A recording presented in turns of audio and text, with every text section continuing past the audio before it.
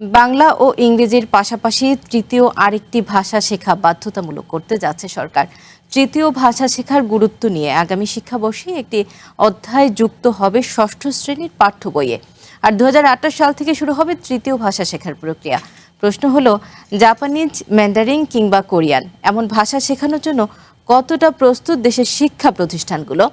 2028 শিক্ষাবর্ষের আগে প্রস্তুতি নেওয়াই বা কতটা সম্ভব? বিশেষজ্ঞরা বলছেন, শিক্ষার্থীদের বিশ্ব নাগরিক হিসেবে গড়ে তুলতে এই যুগ সহায়ক হবে। সাদা পৃষ্ঠা, কালো হরফ, তার মধ্যেই স্বপ্নের বিচরণ। নির্মাণে নাম্বার 1 শাহ সিমেন্ট। মাতৃভাষা বাংলায় বেড়ে ওঠা, এগিয়ে যাওয়া ইংরেজির হাত ধরে। একটি শিশুর শিক্ষা জীবন শুরু হয় এই দুই ভাষা শেখার মধ্য দিয়ে। ব্যতিক্রম মাদ্রাসার শিক্ষার্থীরা। কোরআন হাদিস পড়া ও বোঝার জন্য তাদেরকে আরবিও শিখতে হয়। নতুন ভাষা শেখা মানে জ্ঞানের একটি নতুন জানালা খুলে যাওয়া, যে জানালা দিয়ে বিশ্ব দেখা যায়। তাই এবার নতুন পাঠ্যসূচিতে তৃতীয় আরেকটি ভাষা শেখার কথা বলছে সরকার। জাপানিজ, ম্যান্ডারিন, কোরিয়ান সহ কয়েকটি ভাষার মধ্যে যে কোনো একটি ভাষা শিখতে পারবেন শিক্ষার্থীরা, যেটি যুক্ত হবে 2028 সালের পাঠ্যসূচি থেকে।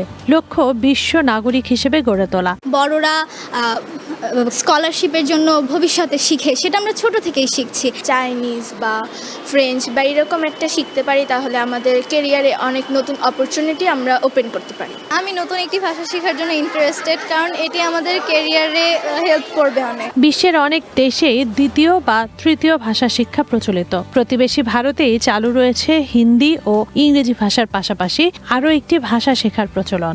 এছাড়া ইউরোপের স্পেন, লুক্সেমবার্গ সহ আফ্রিকার কয়েকটি দেশেও শেখানো হয় দ্বিতীয় বা তৃতীয় ভাষা।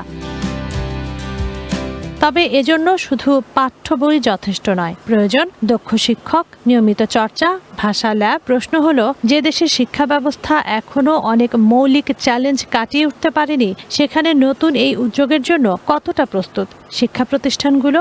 আমাদের শিক্ষার্থীরা এখনো এ বিষয়ে তেমন ধারণা পায়নি বা ধারণা নেই।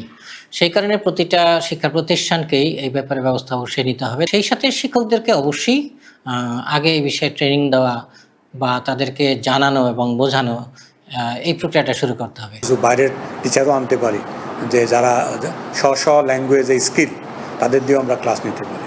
শুরু হয়েছে যখন, আশা করি ইনশাআল্লাহ এটা একটা দিকে গতি হবেই।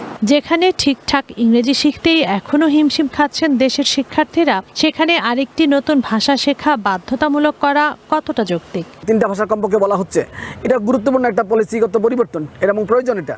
কিন্তু যেটা প্রয়োজন নয় সেটা হলো একদম এই সকল ভাষা শেখানোর জন্য কেজি থেকে শুরু করার কোনো দরকার নাই। এগুলো থাকবে 2 বছর মেয়াদী ডিপ্লোমা, যে কেউ করে নেবে। নীতিগত সিদ্ধান্তের পর্যায়ে আছে, এটা এখনো কোনো প্রজ্ঞাপিত কিছু না।